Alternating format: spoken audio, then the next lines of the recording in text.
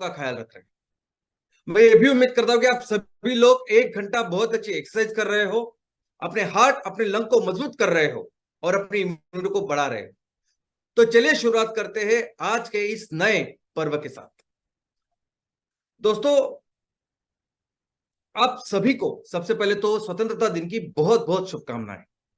स्वतंत्रता दिन यानी 15 अगस्त हम सबके लिए एक बहुत ही इमोशनल ऐसा दिन होता है। हम सभी भारतीय, हमारा पूरा देश, और सिर्फ देश ही नहीं, पूरे दुनिया में जहां जहां भारतीय हैं वो बहुत उत्साह के साथ, वो बहुत जज्बे के साथ इस दिन को मनाते हैं। इस दिन हमारा देशभक्ति का जो जज्बा वो एकदम अपनी चरम सीमा पे होता है और हम सब कुछ करने की कोशिश करते हैं। लेकिन दोस्तों, इस दिन हम एक चीज भूल जाते हैं, और वो चीज ये है कि ये जो आजादी हमें मिली है इसके लिए बहुत बड़ी कीमत हमने चुकाई है।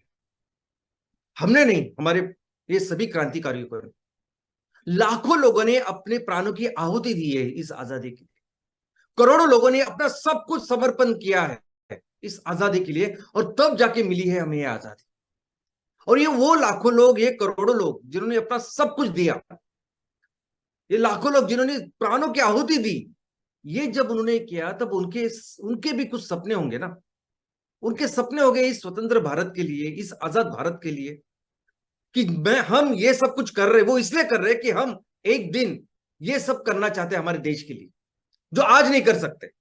आज जहां अंग्रेजों का राज है, जहां हम गुलामगिरी में हैं, हम कुछ नहीं कर सकते हमारे लोगों के लिए, हमारे पेड़ के लिए, हमारे इस पानी के लिए, हमारी इस मिट्टी के लिए, हमारे इस पहाड़ों के लिए। ये जो काम जो हमें आज नहीं कर सकते वो हम करेंगे। कब करेंगे? तो एक आजाद हिंदुस्तान में करेंगे। और बस यही सपने लेके शायद उन्होंने सब कुछ समर्पण किया होगा। ऊपर से उन्होंने सपना देखा होगा कि ये आजाद हिंदुस्तान हमारे बच्चों को देंगे, हमारे जनरेशन को देंगे, और वो इस सपने को पूरा करेंगे। और उनके बच्चे अनेक कौन, उनके अगले जनरेशन अनेक कौन, तो हम। उनके जो सपने अगर पूरे करने हैं, इतना महान बलिदान, इतना सब कुछ देने, इतनी बड़ी कीमत चुकाने के बाद जो सपने उनके थे, जिसके लिए उन्होंने सब कुछ किया, ये पूरा करने की जिम्मेदारी किसकी है? ये जिम्मेदारी हमारी तो है। हम ही तो है वो नेक्स्ट जनरेशन जिसके लिए उन्होंने सब कुछ किया। दोस्तों, आज अगर स्वामी विवेकानंद जैसे लोग, जिससे हम इतने प्रेरणा लेते हैं, जिनके इतने महान विचार है, अगर आज वो स्वतंत्र भारत में, आजाद हिंदुस्तान में जन्म लेते थे, तो वो क्या करते थे? क्या करते थे अपने देश के लिए? जिस क्या हम कर रहे हैं? थोड़ा तो कर रहे हैं इसके लिए। नेताजी नेताजी सुभाष चंद्र बोस, जिन्होंने इस देश को आजाद करने के लिए सब कुछ किया, सब कुछ समर्पण कर दिया। अगर कोई इनके हाथ में ये आजाद हिंदुस्तान देता तो ये नेताजी हमारे देश को कहां ले जाते, क्या करते इस हिंदुस्तान में, इस स्वतंत्र, इस आजाद हिंदुस्तान में? क्या हम वो सब कुछ कर रहे हैं? दोस्तों, आज की परिस्थिति ये है कि ये सभी सपने जो साकार कर सकते हैं, सबसे ज्यादा कंट्रीब्यूशन जिनका हो सकता है, ये टैलेंट, ये पढ़े लिखे अच्छे लोग जो ये सपने साकार कर सकते हैं, अपने देश को एक्चुअल में सुजलाम सुफलाम कर सकते हैं, उनके सपने को साकार कर सकते हैं, वो सभी लोग आज देश छोड़ के जा रहे हैं बाहर के देशों में। इसलिए जा रहे हैं कि यहाँ बिजली नहीं है, यहाँ लाइट नहीं है, यहाँ पानी नहीं है, यहाँ सड़क नहीं है, यहाँ इंफ्रास्ट्रक्चर जो होना चाहिए वो नहीं है, उनके जो टैलेंट को शायद स्कोप मिलना चाहिए वो व्यवस्था यहाँ नहीं है, उनको ज्यादा पैसे वहां मिलते हैं, इसके लिए जा रहे हैं। जो सबसे अच्छे, यानी मेरा खुद का एग्जाम्पल है, मैं जिस इंस्टीट्यूट में, जिस कॉलेज में पढ़ा हूं, जहां से मैंने एमबीबीएस की है, मेडिकल का मेरा एजुकेशन किया है, वो भारत का सबसे अच्छे कॉलेजेस में से एक है। महाराष्ट्र में नंबर 1 है, भारत में चौथे स्थान पे है केईएम हॉस्पिटल मुंबई, जहां मैंने एमबीबीएस किया। और वहां एडमिशन लेने के लिए बच्चे कितनी मेहनत करते हैं, सभी होनहार बच्चे बहुत मेहनत करने के बाद वहां उनका एडमिशन मिलता है। बहुत मेहनत करते हैं वो, तब जाकर एमडी एमएस होते हैं। वहां जो उनको एक्सपोजर मिलता है, केईएम एक ऐसा हॉस्पिटल है मुंबई में जहां पूरे भारत के कोने कोने से पेशेंट्स आते हैं। तो इनके साथ वो काम करके, मेहनत करके, वो बहुत सबसे अच्छे, बेस्ट ऐसे डॉक्टर बनते हैं। या भारत का सबसे पहला जो हार्ट ट्रांसप्लांट था वो केईएम में हुआ, लिवर ट्रांसप्लांट केईएम में हुआ।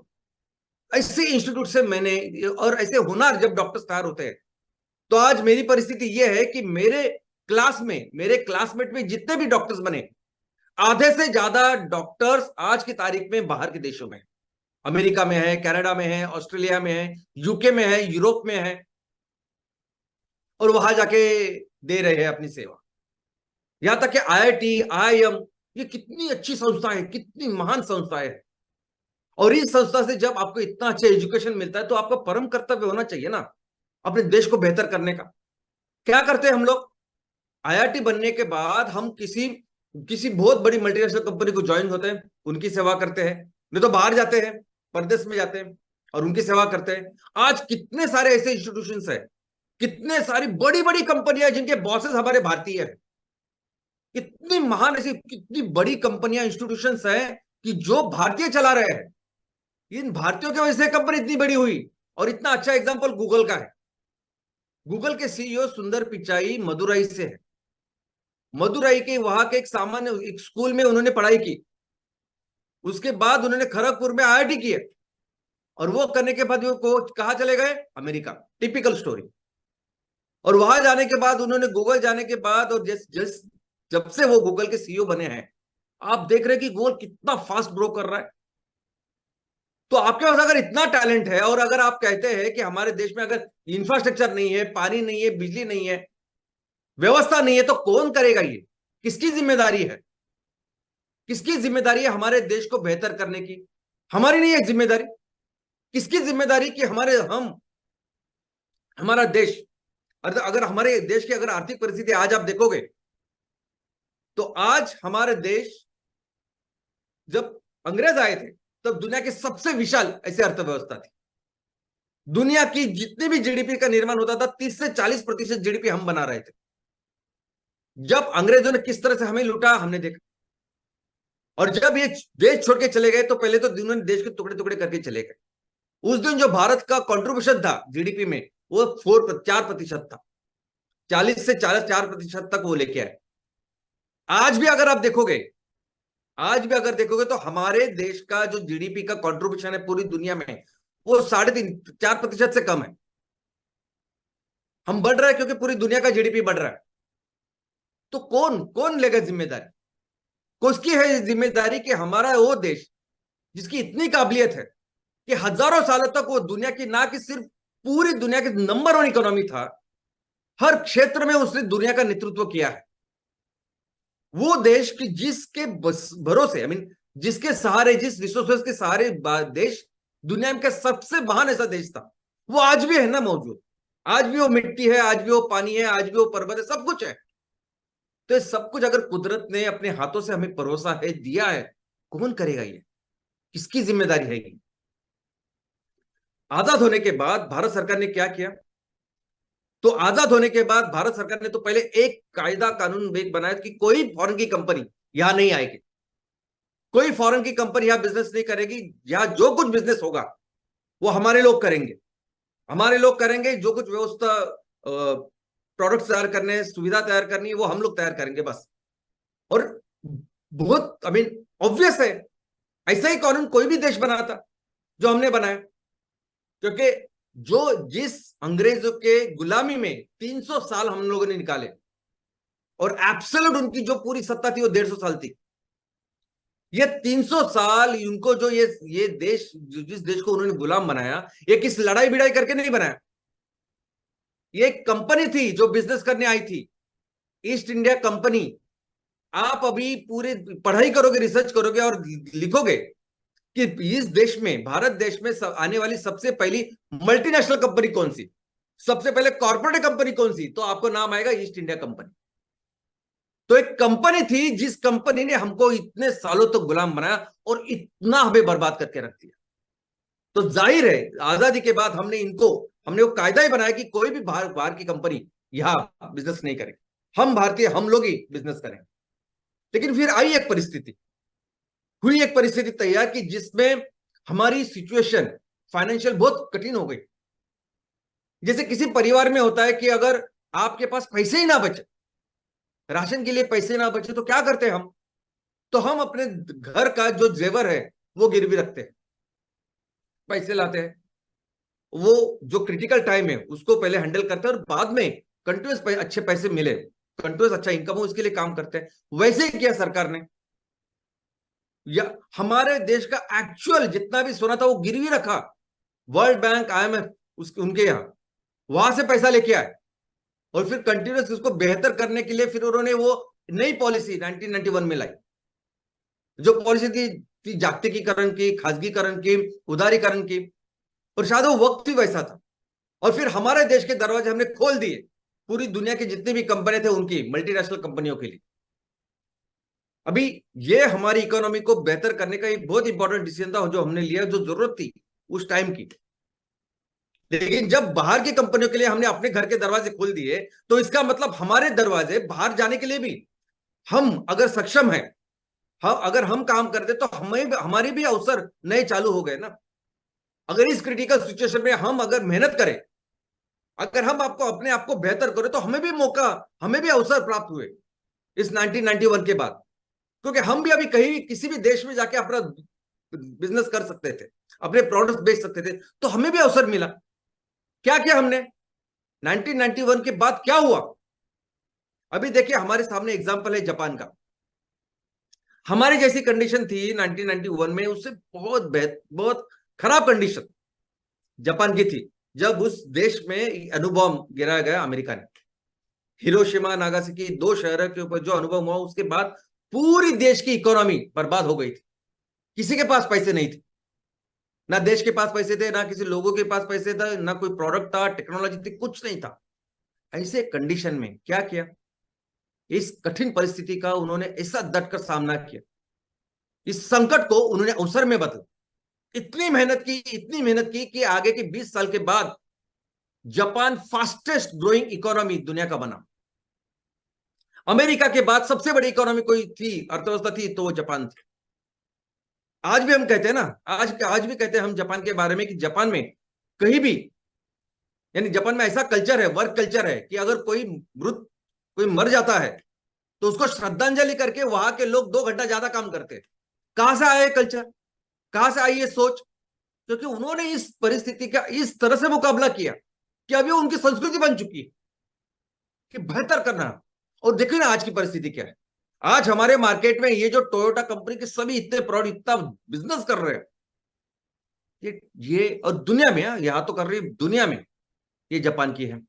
हमारे देश में सबसे ज्यादा कार बेचने वाली कंपनी सुजुकी, ये जापान की है। 2 व्हीलर सबसे ज्यादा बेचने वाली होंडा कंपनी, ये जापान की है। सोनी जापान की है, फिलिप्स जापान की, इतनी बड़ी इकोनॉमी वो बन चुका है। हमने क्या किया 91 के बाद, जब हमें अवसर था, हम इस तरह से काम कर सकते थे जिस तरह जापान ने किया, लेकिन हम उस गुलामगिरी की मानसिकता से बाहर ही नहीं हुए। जैसा मैंने कहा कि हम वहां, जहां लोग हमें छोड़ के गए, अंग्रेज छोड़ के चले गए, तो हम वहां उनके देश में जा रहे हैं गुलामी करने के लिए। और वही है ना आज की परिस्थिति। आज की परिस्थिति कि आज हमारे सामने 10,000 ईस्ट इंडिया कंपनी है। आज हमारे देश में 10,000 ईस्ट इंडिया कंपनी है जो उसी तरह काम कर रही है, वैसे ही काम कर रही है जैसे अंग्रेजों ने किया, वैसे ही अपने देश से इतना फायदा उठा रही है जैसे अंग्रेजों ने किया। अभी अंग्रेजों को तो वो एडमिनिस्ट्रेशन में थे, वो उनको सब पॉलिटिक्स वो सब कंट्रोल करना था। ये कंपनी को, इनको तो कुछ फर्क नहीं, इनको तो एडमिनिस्ट्रेशन नहीं है, उनको सिर्फ अपना धंधा करना है। कौन सी सरकार आए जाए उनको कुछ फर्क नहीं पड़ता। लेकिन हर हर सेक्टर में, हर जगह में आज ईस्ट इंडिया कंपनी चल रही है। 91 के बाद जो काम हमने किया उसका ये परिणाम है कि आज हर जगह east India company, 10,000 east India company बन चुकी है।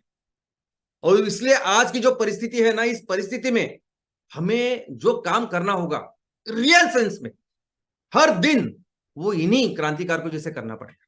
किसी एक दिन नहीं, हमेशा हर दिन, दिन रात करना पड़ेगा।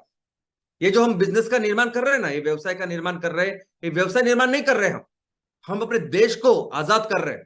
हम अपने देश को उस मकाम तक लेके जा रहे हैं जहां हमारा देश होना चाहिए। हम आजाद कर रहे हैं अपने देश को इस बाकी की ईस्ट इंडिया कंपनियों से। और ये हमारा लक्ष्य है कि हमें सिर्फ अपने देश को आजाद नहीं करना, हमें अपने देश को सिर्फ सबसे बड़ी इकोनॉमी नहीं बनानी। तो हमारा इस बार लक्ष्य है कि हमें अपने देश को दुनिया का सबसे बड़ा, सबसे महान ऐसा राष्ट्र बनाना है। और ये कैसे करेंगे ना, इसके लिए जो जज्बा चाहिए, जिस सोच से हमें ये सब करना है, ये सोच कैसी होनी चाहिए, इसके लिए आज दो उदाहरण मैं आपको देना चाहता हूं। दो कहानी आज मैं बताना चाहता हूं। उसमें से पहली एक कहानी है, वो है ओलंपिक की। हमारे आजादी के 11 साल पहले, यानी 1936 में जर्मनी में यह ओलंपिक हुआ। ओलंपिक जैसे पूरी दुनिया के सभी देश उन्होंने पार्टिसिपेट किया था, हमने भी किया। हमारे देश की इंडियन हॉकी टीम वहां पहुंची।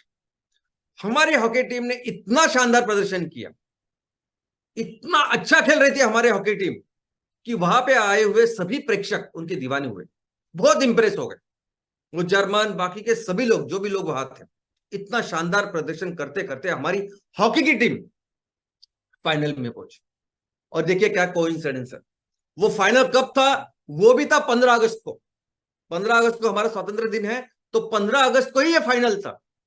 अभी ये इंडियन हॉकी टीम जो सबसे शानदार प्रदर्शन कर रही थी, अब ये फाइनल होने वाला था, और वो किसके साथ था? वो भी जर्मनी के साथ था।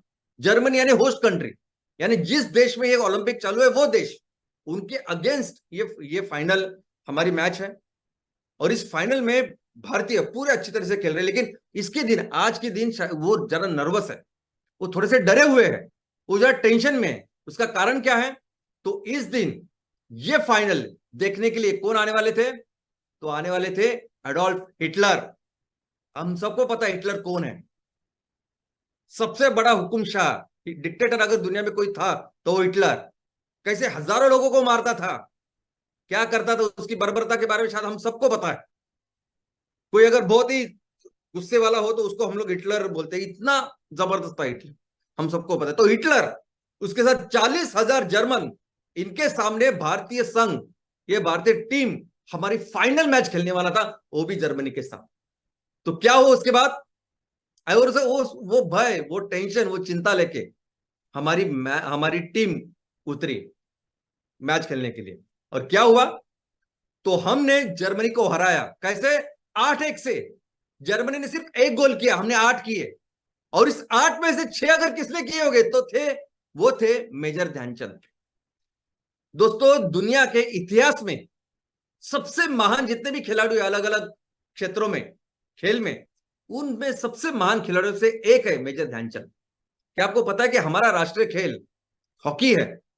वो इनकी वजह से। इनको हॉकी का जादूगर ऐसे कहते थे। इन्होंने जर्मनी में जाके उनके सामने 6 गोल गाड़े, और ऑफ कोर्स हम जीत गए। और दोस्तों, कहानी इसके आगे है। अभी ये देख के हिटलर बहुत खुश हुए। जब ये सब पूरी टीम आई मेडल लेने के लिए, गोल्ड मेडल लेने के लिए, तो हिटलर ने सैल्यूट किया कि क्या खेले आप। और फिर उन्होंने ध्यानचंद जी को, ऑफ कोर्स वो ध्यानचंद वाज ग्रेट, तो उन्होंने कहा था कि ध्यानचंद को, आप उनको एक ऑफर दी कि आप मेरे जर्मन आर्मी में आएंगे, मैं आपको ऐसी अच्छी पोजीशन देता हूं। अब सब लोग टेंशन में कि ध्यानचंद अभी क्या बोलेंगे, क्योंकि अगर उन्होंने किसी भी सूरत में अगर इनको नकार दिया, इनको ना बोला, तो हिटलर क्या करेगा, ये पूरे पूरे जर्मन सबको पता था। ओके, क्या किया ध्यानचंद जी ने अपनी आंखें बंद कर ली और हिटलर को बोला, हमारा देश बिकाऊ नहीं है। आप अगर होते, कोई भी अगर होता, हिटलर के सामने कैसी बात करता? कोई भी क्या बोलता है हिटलर से? अगर आपको ना भी बोलना है तो क्या बोलते आप? विनम्रता सही कैसे बोलते ना, कि मैं नहीं कर सकता, आई एम सॉरी, जो कुछ है। कौन ऐसा बोलेगा कि मेरा देश बिकाऊ नहीं है? और यहां मैं आपको स्पेशली लिखा मैंने, बंद आंखों से। बंद आंखें करके क्यों? क्यों उन्होंने बंद आंखों से बोला? क्योंकि उनको पता था जब मैं ये बात करूंगा तो हिटलर मुझे गोली मारेगा। आंखें बंद की, आंखें बंद की, उनको पता है कि मैं ये बोलूंगा और वो मुझे गोली मार देगा। इतनी इतनी उनको गारंटी थी, उसके बावजूद वो ये बोले। कौन ऐसा कर सकता है, मुझे बताइए, कौन कर सकता है ऐसा, कि जिनको पता है कि मैं एक सेंटेंस बोलूंगा और मेरी जान जाने वाली है, लेकिन अपने राष्ट्र के लिए, उस राष्ट्र प्रेम के लिए इस आदमी ने आंख बंद करके हिटलर को मुंह पे बोला कि मेरा देश बिकाऊ नहीं। और फिर क्या हुआ? हिटलर ने सैल्यूट किया, उनको सैल्यूट किया। लेकिन इस बार हिटलर ने कहा, यह सैल्यूट मेरी तरफ से नहीं है, तो हमारे पूरे देश की तरफ से है, हमारे पूरे जर्मनी की तरफ से है। मैं सैल्यूट करता हूं आपको ध्यानचंद जी, आपको और आपके राष्ट्र प्रेम को। ये महान लोग ऐसे महान लाखों लोग, करोड़ों लोग थे जिनके वजह से आजादी मिली, और इनके सामने जो कुछ हम कर रहे हैं ना, वो कुछ भी नहीं है। क्या कर रहे हैं हम? एक दूसरा एग्जांपल मैं आपको देना चाहता हूं, और वो महान महान महान जिनसे सबसे ज्यादा प्रेरणा मैं लेता हूं, वो हमारे शहीद भगत सिंह। ये बिजनेस करना, ये संस्था जो आगे बढ़ानी है, इसके लिए मैं किसी बिजनेसमैन को फॉलो नहीं करता। आप भी देखोगे तो ज्यादा से ज्यादा मैं इनके बारे में पढ़ता हूं, इनके बारे में सुनता हूं। सबसे ज्यादा प्रेरणा मुझे मिलती है तो इनसे मिलती है, हमारे शहीद भगत सिंह। क्या जानते हैं हम इनके बारे में? सब लोग जानते हैं कि शहीद भगत सिंह इन्होंने कैसे फांसी को गले लगाया। उन्होंने वो सॉन्डर्स का कत्ल किया, उसको गोली मारी, इसलिए सुखदेव, राजगुरु और इन्हें फांसी दी गई, और हंसते हंसते वो फांसी पे चले गए। बस इतना ही जानते हैं। पूरी दुनिया में जितने भी क्रांतिकारक हैं ना, सबसे ज्यादा प्रेरणादायी क्रांतिकारियों में से एक है शहीद भगत सिंह। क्यों है? तो सबसे पहले मैं आपको बताना चाहता हूं कि इन्होंने जब एक जेल में थे, 116 दिन भूख हड़ताल की। 116 दिन, इतने ज्यादा दिन, 116 दिन किसी ने भूख हड़ताल की, ये कहीं दर्ज ही नहीं है, ऑन पेपर कहीं नहीं है कि इतने ज्यादा दिन कोई भूख हड़ताल कर सकता है, और किसने की। और जब ये की, यानी वो ये 116 दिन में पूरे देश में, क्या देश में, वो क्रांति का प्रतीक बन चुके थे।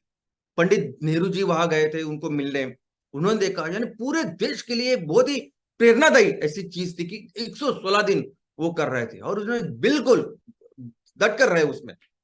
तो आपको क्या लगता है, जो इतने बड़े लेवल के क्रांतिकारक बन चुके थे, क्या उनको आसान नहीं था वो फांसी टालना?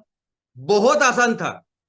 बहुत आसानी से वो अपने फांसी को टाल सकते थे, बहुत आसानी से वो अपनी जिंदगी जी सकते थे, जिन्हें बाहर जाके जो कुछ कंट्रीब्यूशन वो कर सकते थे।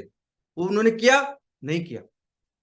अंग्रेज भी जानते थे कि अभी वो कौन से लेवल पे बन चुके हैं, इतने बड़े वो क्रांतिकारक या लीडर बन चुके थे इस 116 दिन के बाद। लेकिन फिर भी ये भगत सिंह साहब ने वो ये नहीं किया। शहीद भगत सिंह ने क्या किया? तो दोस्तों, उनके जो विचार है वो मैं आपको दिखाना चाहता हूं। 23 तारीख को यह हुआ, उसके एक दिन पहले उन्होंने अपने लोगों के लिए एक पत्र लिखा। यह पत्र उर्दू में है, और मैं आपके लिए पढ़ना चाहता हूं। उन्होंने लिखा, साथियों, स्वाभाविक है कि जीने की इच्छा मुझ में भी होनी चाहिए, मैं इसे छुपाना नहीं चाहता। लेकिन एक शर्त पर जिंदा रह सकता हूं कि मैं कैद होकर, पाबंद होकर जीना नहीं चाहता। मेरा नाम हिंदुस्तानी क्रांति का प्रतीक बन चुका है, और क्रांतिकारी दल के आदर्शों और कुर्बानियों ने मुझे बहुत ऊंचा उठा दिया है। इतना ऊंचा कि जीवित रहने की स्थिति में मैं इससे ऊंचा हरगिज नहीं हो सकता। आज मेरी कमजोरियां जनता के सामने नहीं है। अगर मैं फांसी से बच गया तो वो जाहिर हो जाएगी, और क्रांति का प्रतीक चिन्ह मध्यम हो जाएगा, यह संभवतः मिट ही जाए। लेकिन दिले राना ढंग से हंसते हंसते मैं मेरे फांसी चढ़ने की सूरत में हिंदुस्तानी माताएं अपने बच्चों को भगत सिंह बनने की आरजू किया करेगी, और देश की आजादी के लिए कुर्बानी देने वाले की तादाद इतनी बढ़ जाएगी कि इस क्रांति को रोकना साम्राज्यवाद या तमाम शैतानी शक्तियों के बूते की बात नहीं रह जाएगी। हाँ, एक विचार आज भी मेरे मन में आता है कि देश और मानवता के लिए जो कुछ करने की हसरतें मेरे दिल में थी, उनका हजारों भाग भी पूरा नहीं कर सका। अगर स्वतंत्र जिंदा रहता तो शायद उन्हें पूरा करने का अवसर मिलता, और मैं अपनी हसरतें पूरे कर सकता। इसके सिवाय मेरे मन में कोई लालच फांसी के बचने का नहीं आ रहा। मुझसे अधिक भाग्यशाली कौन होगा? आजकल मुझे स्वयं पर बहुत गर्व है। अब तो बड़ी बेताबी से अंतिम परीक्षा का इंतजार है।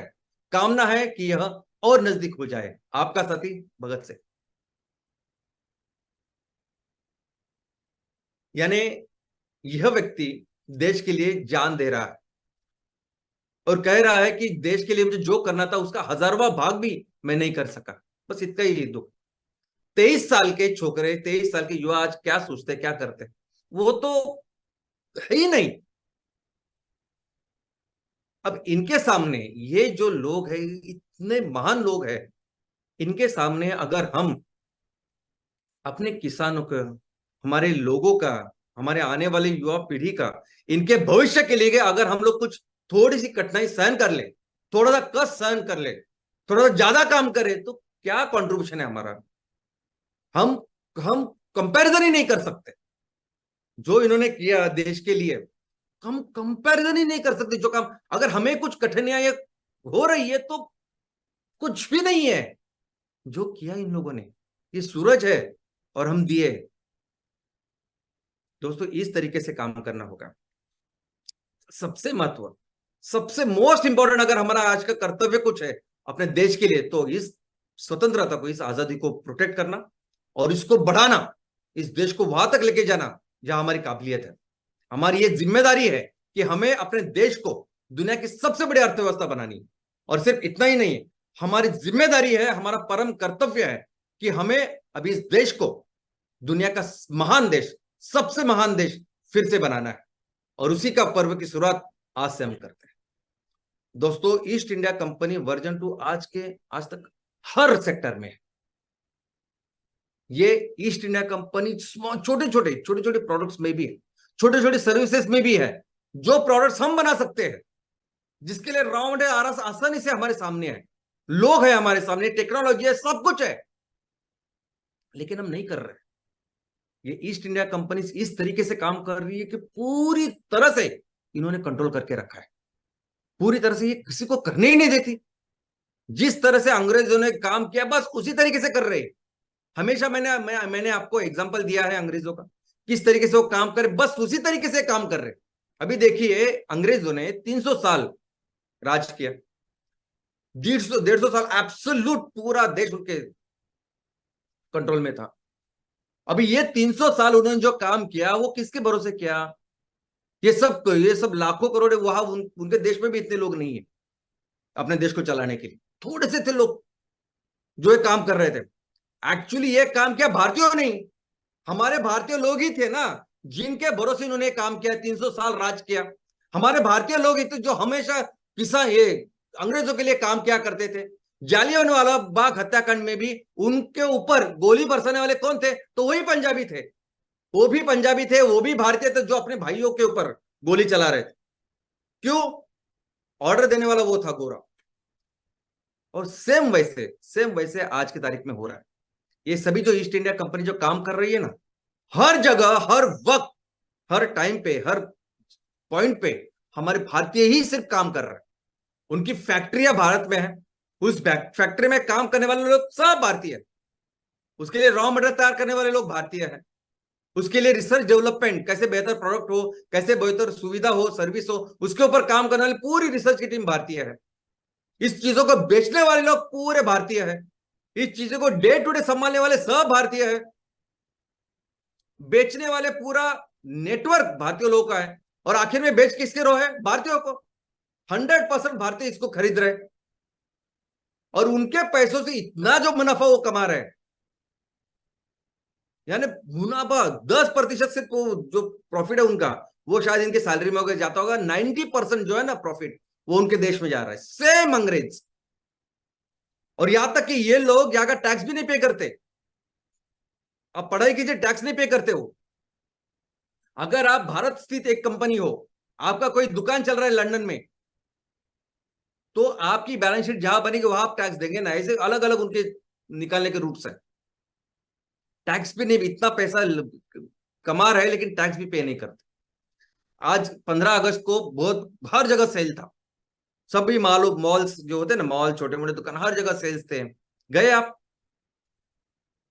जाइए मॉल्स में, जाइए, कभी भी जाइए, सेल की बात नहीं, कभी भी जाइए आप।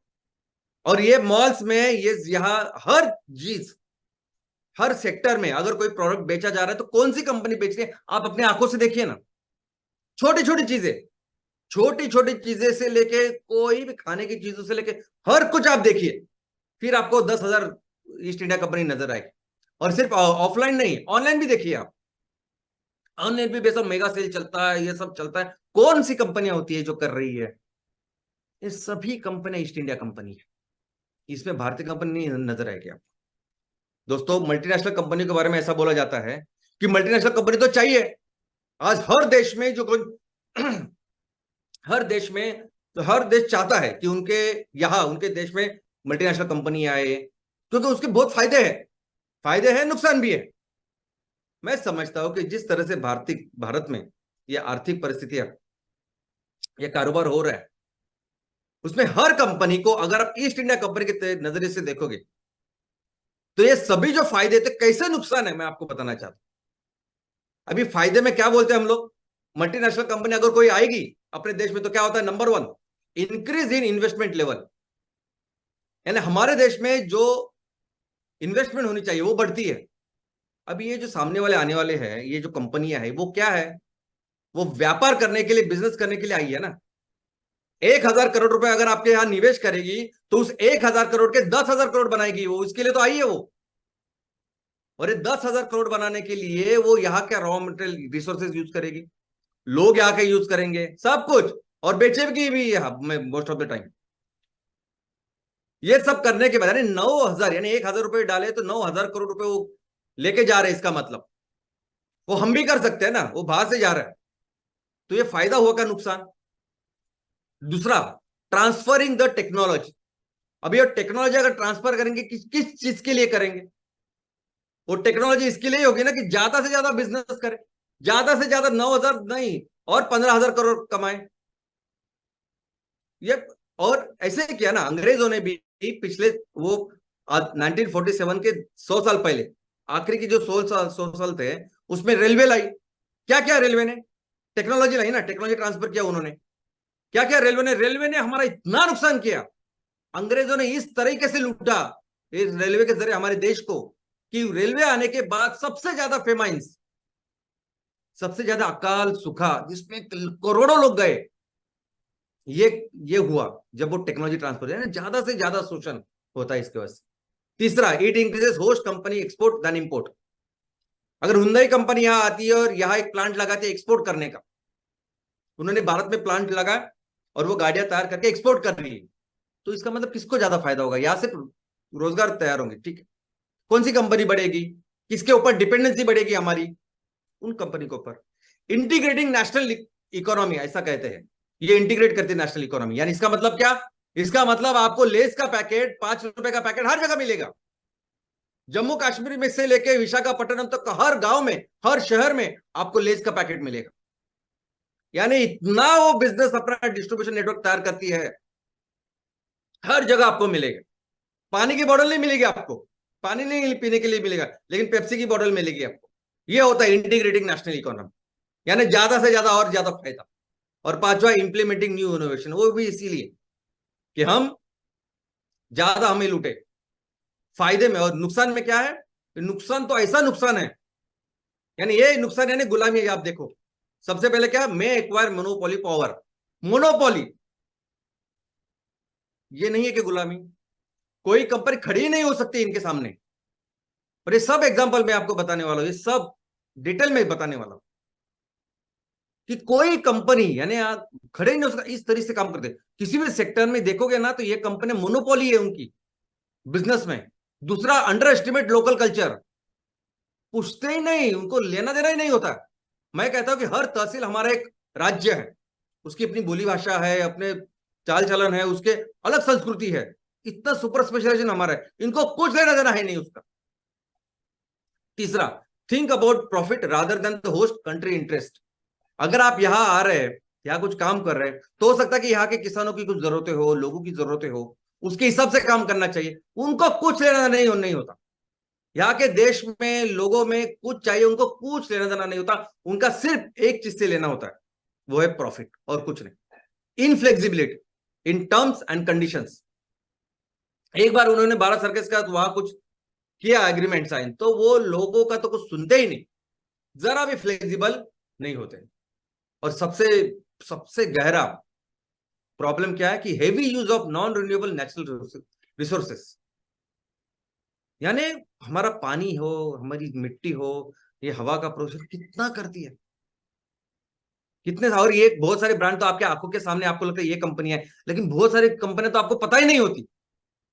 ऐसे ऐसे कंपनी, ऐसे केमिकल कंपनी वो कोकन में है, ऐसे केमिकल कंपनी इतनी बदबूदार और रासायनिक हानिकारक कैंसरस चीजें वो नदियों में डाल रहे हैं, समुद्र में डाल रहे हैं, हवा को प्रदूषित कर रहे हैं, और आपको पता भी नहीं ऐसी कंपनी इधर है। पूरा केमिकल का प्लांट है इधर, कई सारे। और ये जंगल को तोड़ रहे हैं, हमारे नदियों को खराब कर रहे हैं। आपको पता है, यमुना से लेके सब नदी आप देखिए, ये है उनके नुकसान। और फिर इसका इसका क्या इफेक्ट हो रहा है? अगर हमारे सामने ये 10,000 ईस्ट इंडिया कंपनी है और वो ही चला रही है, वो ही इतना जीडीपी का निर्माण कर रही है, तो इसका क्या इफेक्ट हो रहा है, क्या परिणाम हो रहा है? तो परिणाम ये हो रहा है, पहले तो हमारा जीडीपी बढ़ना चाहिए। हमारा जो राष्ट्रीय उत्पन्न है, जिस राष्ट्रीय उत्पन्न कहते हैं जीडीपी, और वो किसी भी बिजनेस हाउस कंपनी जैसा ही होता है। कंपनी जैसे कैसे प्रॉफिट करती है कि कंपनी किसी वस्तु या सेवा को तैयार करती है और उसको बेचती है और पैसा कमाती है। तो किसी भी देश में जितने भी वस्तुएं, जितने भी सेवाएं का निर्माण होता है एक साल में, उसको उस साल का, उस देश का जीडीपी यानी उस राष्ट्रीय उत्पन्न बोलते हैं। अभी हमारा देश का जीडीपी, हमारा देश का राष्ट्रीय उत्पन्न जो है, वो भी ऐसा है कि हम 5वीं बड़ी इकोनॉमी बन चुके हैं, ठीक है। लेकिन हमारा कंट्रीब्यूशन कितना है आपको पता है? आजादी के वक्त जो 4% हमारा कंट्रीब्यूशन था दुनिया की इकोनॉमी के, वैसे ही आज बरकरार है। लेकिन उससे भी ये है कि पर कैपिटा, प्रति व्यक्ति इनकम अगर आप देखोगे हमारे देश का, तो प्रति व्यक्ति इनकम में हम बहुत पीछे हैं। पूरे दुनिया जितना है, पूरी दुनिया का जितना इनकम है ना, पूरी दुनिया का जितना इनकम डिवाइडेड बाय जितने लोग हैं, वो करेंगे तो दुनिया का जितना एवरेज है, पूरी दुनिया में ऑन एन एवरेज जितना इनकम होता है, सभी देश, डेवलप नॉन डेवलप सभी को मिला के, वो जो एवरेज है ना, वो एवरेज हमसे 6 गुना है। वो दुनिया का जो प्रति व्यक्ति इनकम का एवरेज है, उसका 15% सिर्फ हम अपना इनकम बना रहे हैं आज की तारीख। वो जीडीपी हो, जीएनआई है, वो अगर आप देखोगे तो बहुत कम ये इनकम है। लेकिन दोस्तों इसके भी आगे मैं आपको बोलता हूं, ये आज की परिस्थिति आपके सामने, इसके भी आगे अभी ये इनकम कितना है हमारा?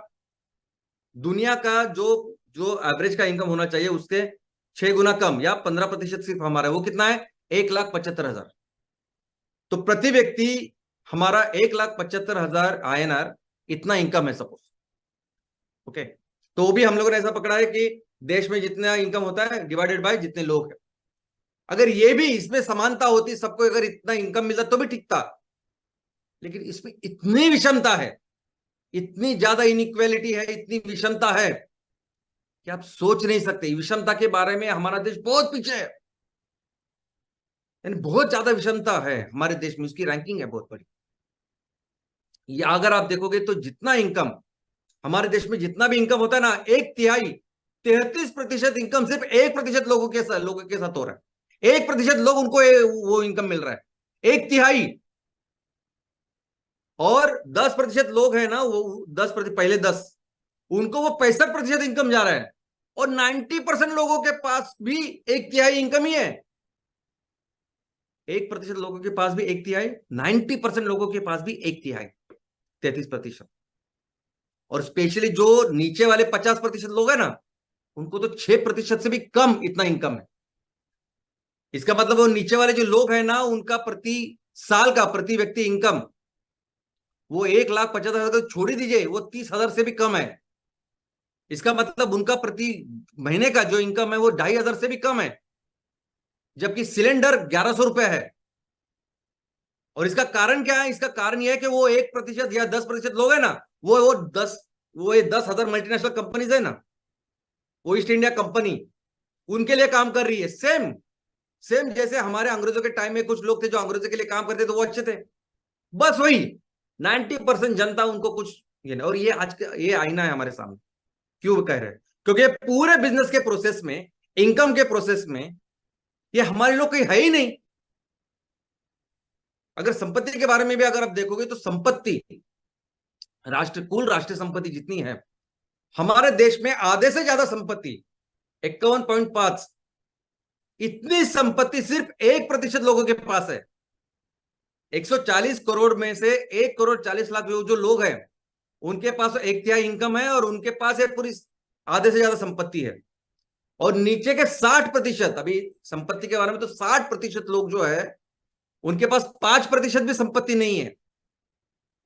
यानी आप जिंदगी भर मेहनत करते हो, जिंदगी भर नौकरी करते, पैसा बचाते पैसा बचाते पैसा बचाते, लेकिन आप घर नहीं कर पाते। ऐसी ये इनइक्वालिटी। और इसका कारण क्या है? इसका कारण है वो ईस्ट इंडिया कंपनी वर्जन 2, और एक नहीं 10,000। और इसीलिए अभी हमारा परम कर्तव्य, एक ही मकसद है कि अभी हमें इस देश को फिर से आजाद करना होगा। आजाद करना होगा इन 10,000 कंपनियों से। और ये आजाद करके हमारे देश को सिर्फ बड़ी इकोनॉमी नहीं, सबसे महान राष्ट्र हमें बनाना होगा। और इस पर्व की शुरुआत, इस पर्व को हम करेंगे। और दोस्तों, इसलिए ये जो काम करना है ना, ये काम हमें भी इस तरीके से ही करना होगा। हम किसी बिजनेस का निर्माण एक्चुअली नहीं कर रहे, हम एक नए राष्ट्र का, एक आजाद हिंद का निर्माण कर रहे हैं। तो हमें भी जो काम करना है, ये क्रांतिकारियों जैसा ही काम करना पड़ेगा। दिन रात काम करना पड़ेगा, हमें दिन रात मेहनत करनी पड़ेगी, जब तक हम अपनी कंपनियों को उतना बड़ा नहीं बनाते। इन जैसे काम करना होगा। हर जगह, हर सेक्टर में हमारे प्रोडक्ट्स होने चाहिए। हर सेक्टर में वो प्रोडक्ट होने चाहिए जो हमारे घर में हमारे लोग तैयार करें, हमारे महिला बचत गट तैयार करें, हमारे किसान तैयार करें, हमारे युवा तैयार करें। वो प्रोडक्ट होने चाहिए। हमारे लोग ही इसमें इन्वॉल्व होने चाहिए जो ये काम करेंगे। और जो कुछ प्रॉफिट आएगा ना, वो सिर्फ हमारे लोगों में ही पाना चाहिए। जो ये बिजनेस करेंगे ना, वो सिर्फ और सिर्फ हमारी कंपनियां करेंगे। हर तहसील में जो कंपनी अपने देश की है, जिसमें 100% हमारे लोग हैं, वही करेंगे। पूरा प्रॉफिट जो जनरेट होगा वो हमारे देश में ही रहेगा। बस ये हमारा मकसद है। और इतना ऐसा नहीं कि ये सिर्फ भावना है, ये सिर्फ इमोशंस है और हम कुछ भी बेचेंगे। आज जिसकी वजह से ये कंपनी, ये ईस्ट इंडिया कंपनी माल बेच रही है, धंधा कर रही है ना, ये सब पेट्रोकेमिकल्स है, ये सब गलत काम है, गलत प्रोडक्ट्स है, ये कैंसरस प्रोडक्ट्स है। हमारे जो प्रोडक्ट है ना, वो इतने अच्छे रहेंगे, इतने अच्छे रहेंगे। जैसे एग्जांपल है इस योगा का, पूरी दुनिया में सभी देश वाले सब योगा करते हैं, सभी सेलिब्रिटी योगा करते हैं, क्योंकि उनको पता है कि सभी एक्सरसाइज में सबसे बेस्ट एक्सरसाइज अगर कुछ है तो वो योगा है। और वैसे हमारे प्रोडक्ट्स है। एक बार एक प्रोडक्ट अगर किसी ने इस्तेमाल किया तो उसको समझेगा क्या चीज है ये। तो ये प्रोडक्ट हमें तो देश में बेचने ही है, उनको घर में जाके, उनके देश में जाके भी बेचने। ऐसे गुणवत्ता वाले प्रोडक्ट के साथ हम बिजनेस करेंगे, और ये सभी गुणवत्ता वाले प्रोडक्ट हमारे लोग हमारे घर में तैयार करेंगे। और हमें आजाद करना होगा हमारे देश को इन सभी, ये सभी ईस्ट इंडिया कंपनी वर्जन 2 के सभी प्रोडक्ट्स। तो अगर रिस्पॉन्सिबिलिटी लेने की बात है ना, तो एमसीएल रिस्पॉन्सिबिलिटी लेता है। ये हमारी रिस्पॉन्सिबिलिटी, एमसीएल की रिस्पॉन्सिबिलिटी है कि जो सपने देख के एक लाखों करोड़ों इन लोगों ने सब कुछ अपना समर्पण किया, सब त्याग दिया, अपने प्राणों का बलिदान दिया, एमसीएल ये रिस्पॉन्सिबिलिटी लेता है। मैं ये रिस्पॉन्सिबिलिटी लेता हूं कि हम ये करेंगे, हम अपने देश को फिर से महान बनाएंगे। और इसके लिए पहला कदम, पहला लक्ष्य कि जिसके लिए दिन रात हमें काम करना है, वो ये है कि हमें हर तहसील के हर कंपनी को यूनिकॉर्न कंपनी बनाना है। हमें हर कंपनी को 10,000 करोड़ की कंपनी बनानी है। 10,000 करोड़ की कंपनी हर तहसील की, आपकी जो कंपनी ना हर तहसील की, उसको 10,000 करोड़ की कंपनी बनानी। और ऐसा नहीं कि ये वैल्यूएशन हम करेंगे, आप और मैं मिलके घर पे नहीं करूंगा। तो ये बाकायदा आपकी कंपनी लिस्ट करेंगे, आईपीओ में लिस्ट करेंगे, बॉम्बे स्टॉक एक्सचेंज में। पूरी दुनिया देखेगी कि ये 10,000 करोड़ की कंपनी बनी है इस तहसील की। ये वो वैल्यूएशन का होगा कि जो सेबी तैयार करेगी, ये सभी जो होते हैं एक्सपर्ट वो तैयार करेंगे, और वो फिर वो वैल्यूएशन देके हम अपनी कंपनी को लिस्ट करेंगे। और ये वो प्रोसेस होगा कि जिस प्रोसेस में फिर हमारे गांव में, हमारे तहसील में जितने भी लोगों को आज जरूरत है काम धंधी नौकरी की, वो पूरा हो जाएगा। अब सोच भी नहीं सकते इतना एम्प्लॉयमेंट जनरेशन हम करेंगे इस प्रोसेस में। हमारे सभी किसान, हमारी महिला बचत गट, हमारे युवा, उनको सक्षमीकरण देंगे। आज अगर कुछ काम कर रहे हैं तो उनको बेहतर करेंगे, उनका सक्षमीकरण करेंगे। हर घर को एक अच्छा इनकम देंगे इस प्रोसेस में, बहुत बेहतर देंगे। ये एवरेज ब्यूरो बहुत अच्छा देंगे इस प्रोसेस में। और जो हमारे एमवीपी एमयूपी है ना, ये करोड़पति बनेंगे इस प्रोसेस में। और आपको लगेगा ये कैसे होगा, मेरा तालुका, मेरे तहसील में ये कहा किधर कुछ है, ये इतनी बड़ी बड़ी फैक्ट्री थोड़ी आ सकती है हमारे यहाँ, ये कैसे करेंगे हम लोग, यहाँ तो कुछ ऐसा नहीं है। तो आपके गांव में जो 2 लाख 2.5 लाख लोग रहते हैं ना, और जितने भी रिसोर्स है वो काफी है। और अगर 2-2.5 लाख लोग नहीं है आपके पास सिर्फ 70-80 हजार 1 लाख लोग रहते तहसील में, बस ये कैसे होगा, क्या होगा, उसकी चिंता बिल्कुल मत करिए आप, वो मैं हूं करने के लिए। कैसे होगा, किस तरह से करेंगे, वो मैं आपको बताने के लिए हूं। हम करेंगे ये काम, वो आपको चिंता करने की जरूरत नहीं। सिर्फ एक एग्जांपल मैं आपको देना चाहता हूं कि मैगी, 5 रुपए की भी मैगी मिलती है, 10 रुपए की मैगी मिलती है। ये छोटा प्रोडक्ट आपको पता है कितने बेचते हैं लोग? 20,000 करोड़, यानी 2 साल पहले इनका रेवेन्यू था 17,500 करोड़। उनका लक्ष्य है कि उनको 24,000 करोड़ की मैगी बेचनी है हमारे देश में, 24,000 करोड़ की।